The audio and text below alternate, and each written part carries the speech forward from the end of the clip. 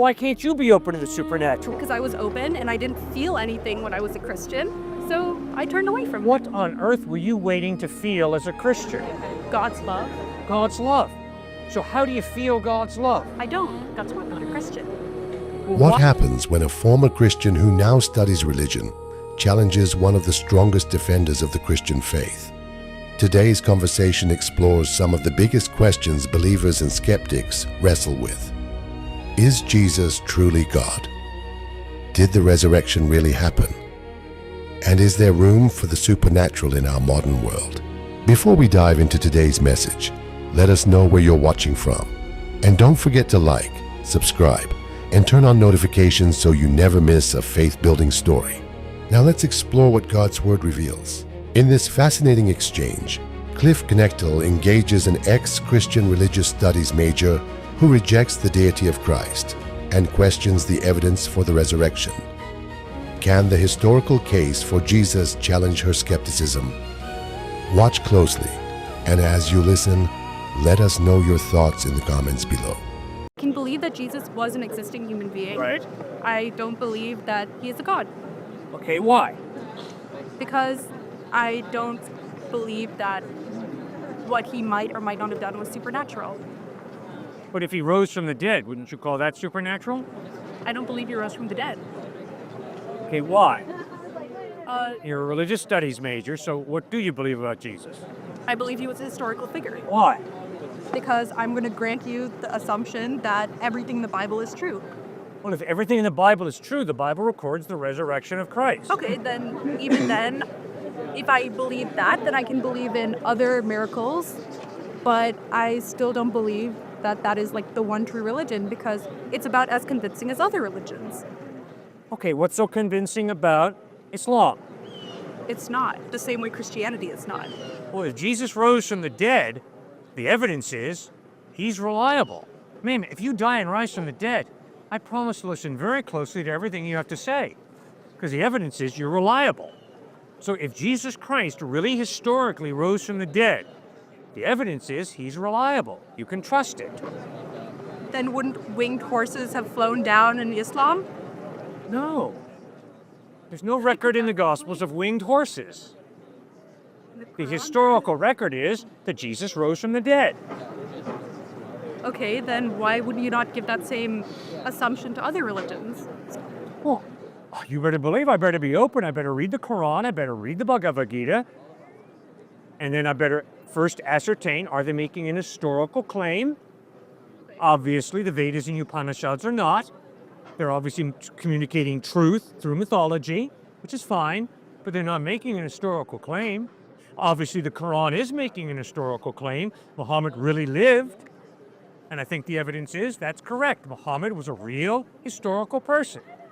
Now I got to read about it. How did Muhammad live his life? How did he treat people? What did he teach?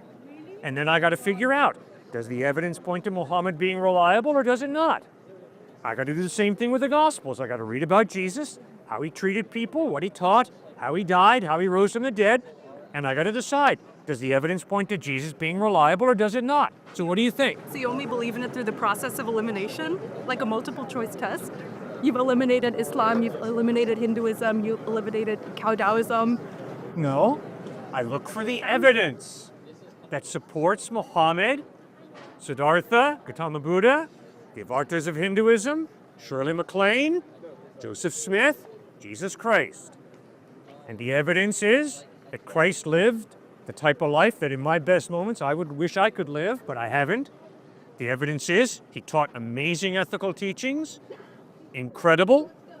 The evidence is he died loving and forgiving his enemies from a cross where he was crucified. And the evidence is that 3 days after he died, he rose from the dead. That's why I trust him. And I have told you, and I'll tell you again, if you die and rise from the dead, I will listen very closely to everything you have to say. Because the evidence is you are reliable. Does that make sense? So do you aim to live by his loving and kind example? Why are you out here intentionally belittling and misunderstanding students? I have not belittled anybody. I have had strong disagreements with people. And in a liberal arts education, we believe in a free exchange of ideas, which means when we disagree, we go at it. in terms of why do you believe what you believe? What's the evidence of what you believe? Now, if this man tells me he's an atheist, I respect him, I love him, but I'm going to ask him hard questions, the same way I hope he's going to ask me hard questions.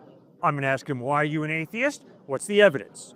And if I see the evidence is lacking for his atheism, I'm going to point that out. The same way I hope that he's going to ask me, well, Cliff, why do you believe in Jesus? What's your evidence? And if my evidence is lacking, I hope he's going to point that out to me. He's going to say, Cliff, that's irrational that you believe that Jesus rose from the dead. It's irrational. And I'm going to say, okay, fine. Why do you say it's irrational? And if he says, because there's no historical evidence, I'm going to say, I'm sorry, here is the historical evidence that Jesus did rise from the dead. So I'm not belittling him because we disagree. No, I tolerate him, I respect him, and we disagree. Okay, so outside of the Bible, what is the historical evidence that Jesus Christ was dead? Thousands of Jewish people who were monotheistic Jews, who all of a sudden changed. And instead of worshiping on Sabbath, Saturday, they started worshiping on the first day of the week, Sunday, which is a radical departure of their Judaism, which taught Sabbath. And the reason they worshiped on the first day of the week, these thousands of Jews in the first century, is because Jesus rose on the first day of the week. So I understand they're relying on their faith, but where is the evidence that Jesus physically rose from the dead? People saw him. Jewish people saw him risen from the dead, and because they saw him risen from the dead, they put their faith in him, and they moved from Sabbath worship to worshiping on the first day of the week. And that is outside of the New Testament, that record of Jewish people worshiping on the first day of the week in celebration of the resurrection of Jesus Christ. I understand that proves that people were Christian. I understand that. But that doesn't validate the basis of Christianity that you're using as evidence. Yes, it does. No, it doesn't. They changed said their habits. they saw Jesus Christ risen from the dead. I agree that you are saying that. They said that, not me.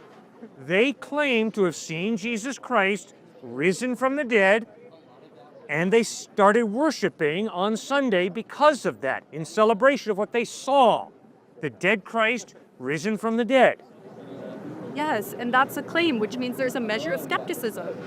Yeah. Yeah. That's So how do you work through your skepticism? Exactly. You know, I'm a skeptic about whether you're really here. I don't know that you're really here. I don't know that my eyesight tells me the truth about reality, so I don't know that you're really here. Really? Right about now, I got to make a decision. Is my skepticism good, or is my skepticism, hyper-skepticism, unhealthy?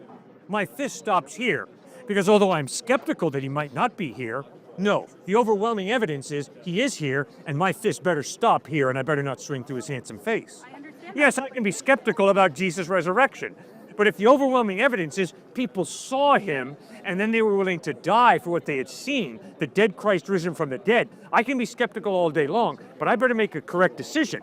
He rose from the dead. That's what the evidence points to. If I met you 2,000 years from now and you said, oh yeah, I saw a man standing here with a gray beanie on his head. Yeah, solid. That's not convincing for me. Okay, what does it take to convince you? Okay, how about a photograph of Jesus? I'm being sarcastic. Take photographs. That's why I said I'm being sarcastic. And guess what? Do you really think that Forrest Gump met President Kennedy because it's in a photograph? It's in a movie? You can doctor photographs pretty easily. So are you sure you want to base your eternity on a photograph?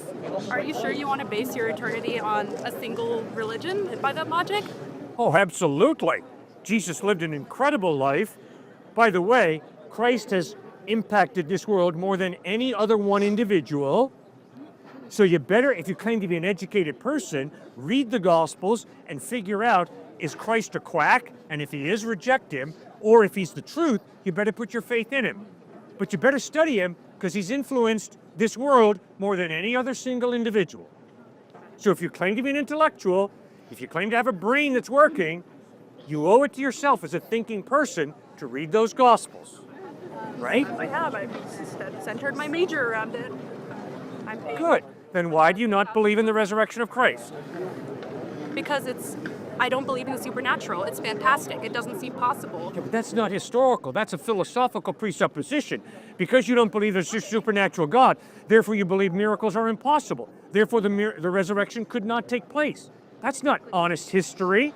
That's a philosophy of naturalism that limits all of reality to matter and energy. Exactly. Which Well, why would you adopt that philosophy and then major in religion? Because, as you said, Christ has impacted this world in ways we cannot imagine. So even though I might not believe in Christ or believe in the book that you are touting, I still can see the impact on the people around me. This very discussion shows that there's something more important than a figure who may or may not have lived 2,000 years ago. I can still see the impact. I can still see how that affects our environmental policy. Okay, good. So you're into a sociological study of a phenomenon called Christianity. Exactly. Well, but if you're honest with yourself, you've got to acknowledge that Christianity is not a sociological phenomenon based on a feeling. It's a sociological phenomenon based on an historical claim that Jesus lived, taught, died, and rose from the dead. And people in Africa, South America, Asia, United States believe in this Jesus. So we're not talking about nationalism or colonialism. We're talking about people around the world who insist that Jesus Christ has changed their life and that he is the truth. Pretty intense. So I think you got to do a little more than just, well, because I'm a naturalist, I don't think it happened, the resurrection. That's not fair. You got to be open to supernatural. I am. That's why it's my major. No, you're not. You said you don't believe in the supernatural. Yes, and I can still search for what other people find spiritual or meaningful. Well, why can't you be open to the supernatural? Because I was open and I didn't feel anything when I was a Christian, so I turned away from What on earth were you waiting to feel as a Christian? God's love. God's love. So how do you feel God's love? I don't. That's why I'm not a Christian. Well, why did you set this standard of, unless I feel his love, he doesn't love me?